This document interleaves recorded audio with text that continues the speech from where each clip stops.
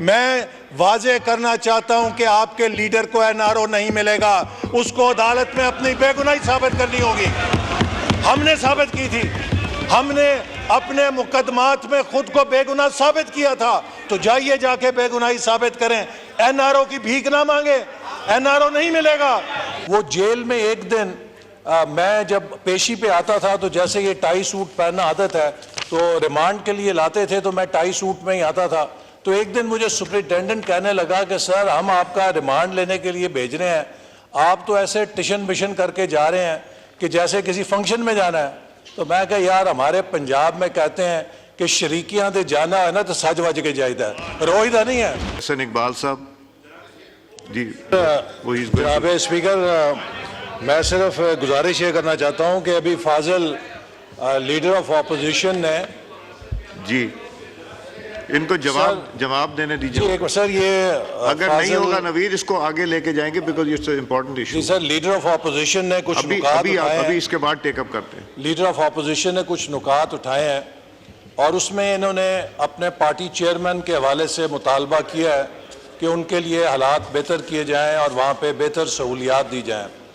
मैं सिर्फ रिकॉर्ड की दुरुस्तगी के लिए कहना चाहता हूँ कि मैं यहाँ पर ख़ुद खड़ा हूँ कि जो इनके चेयरमैन और इनकी हुकूमत का मेहमान रह चुका हूँ।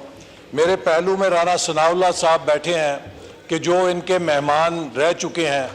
मैं जनाब स्पीकर आपको दावे के साथ कहता हूँ कि जिन हालात में हमें मेहमान रखा गया उसके मुकाबले में इनके बानी चेयरमैन को 5 स्टार होटल की सहूलियात हासिल हैं जेल के अंदर।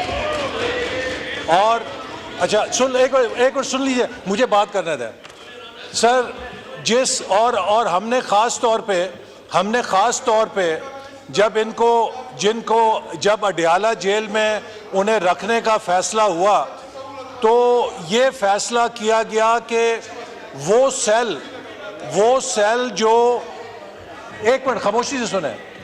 क्या जनाब स्पीकर, जब मैं अडियाला जेल में था मैं मेंबर कौमी असेंबली नहीं था, तो जिस सेल के अंदर जो मेंबर कौमी असेंबली के शायान शान था हूबहू वही सेल है कि जिसमें खान साहब ने मुझे मेहमान रखा था, उसके अंदर वो खुद अब मेहमान है। ये अल्लाह ताला की एक निज़ाम है।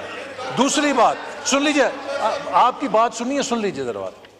और जनाब स्पीकर बात यह है कि वहाँ पर उन्हें जो ये कहते हैं मुलाकात नहीं की जाने देती, हमारी फैमिली 5-5 घंटे 6-6 घंटे आके बैठी रहती थी। पता ये चलता था कि जनाब अभी वो वीडियो और ऑडियो रिकॉर्डिंग करने वाली टीम नहीं आई है तो आपकी मुलाकात नहीं हो सकती। हमें किसी वकील से मिलने की इजाज़त नहीं थी, हमें किसी दोस्त के साथ मिलने की इजाज़त नहीं थी। ये चेयरमैन साहब के तो बयानात ऐसे चलते हैं जैसे बनी गाला से प्रेस कॉन्फ्रेंस कर रहे हैं। तो इनको मेरा ख्याल है कि अब फिर वो जेल में एक दिन मैं जब पेशी पे आता था तो जैसे ये टाई सूट पहनना आदत है, तो रिमांड के लिए लाते थे तो मैं टाई सूट में ही आता था। तो एक दिन मुझे सुपरिटेंडेंट कहने लगा कि सर हम आपका रिमांड लेने के लिए भेज रहे हैं, आप तो ऐसे टिशन बिशन करके जा रहे हैं कि जैसे किसी फंक्शन में जाना है। तो मैं कहा यार हमारे पंजाब में कहते हैं कि शरीकियां दे जाना है ना तो सज वज के जायदा है, रोईदा नहीं है, ताकि उन्हें ये सबूत ना पड़े कि हम कमज़ोर पड़ गए हैं। तो इनको तो 5 स्टार सहूलतें मिली हुई हैं, फिर भी कभी ये स्ट्रेचर पे चीखें मारते हैं, कभी व्हील चेयर पे चीखें मारते हैं। क्या किसी ने राना सनाउल्लाह की चीखें सुनी थी? क्या किसी ने ख्वाजा साद रफ़ीक की चीखें सुनी थी? क्या किसी ने हनीफ अब्बासी की चीखें सुनी थी? क्या किसी ने शहबाज शरीफ या नवाज शरीफ, मरियम नवाज, हमजा शहबाज, शाहिद खाकान मेरी चीखें सुनी थी? हमने ख्वाजा आसिफ की चीखें सुनी थी किसी ने? हमने अल्हम्दुलिल्लाह बहादुरी के साथ सामना किया है। हम चीखे नहीं थे इसलिए कि हम हक और सच के ऊपर थे। इनकी रोज चीखें निकलती हैं, हाय मेरा वो निकल गया, हवा निकल गई, मेरा वो ऑक्सीजन खत्म हो गई। सुने सच सुनने की आदत, सच सुनने की हौसला पैदा करें, हौसला पैदा करें, हौसला पैदा करें।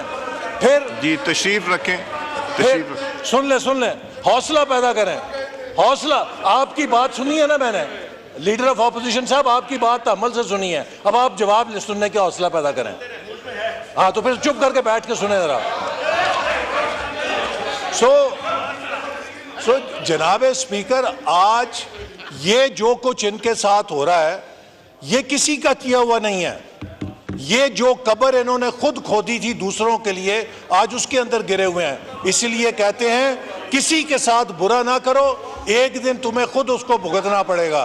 तो लिहाजा हमने जाके अमेरिका के कांग्रेस में सेनेटर्स के पांव नहीं दबाए थे, हमने हाउस ऑफ लॉर्ड्स के जाके आगे हाथ नहीं बांधे थे, हमने अपने मुकदमे पाकिस्तान के ऐवानों में लड़े थे, हमने पाकिस्तान के इदारों में अपनी बेगुनाही साबित की थी।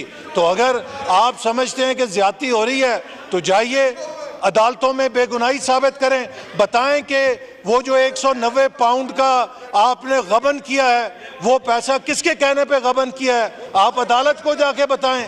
आप बताएं कि जो तोहफे आपने बेचे हैं वो किसके कहने पे बेचे हैं, कि आपके सिक्योरिटी गार्ड को महंगे तोहफे मिले हैं और वजीर आजम को सस्ते तोहफे मिले हैं। मुझे बताएं दुनिया का कौन सा मुल्क है कि जो वजीर आजम के स्टाफ को महंगे तोहफे दे रहा है और वजीर आजम को सस्ते तोहफे दे रहा है।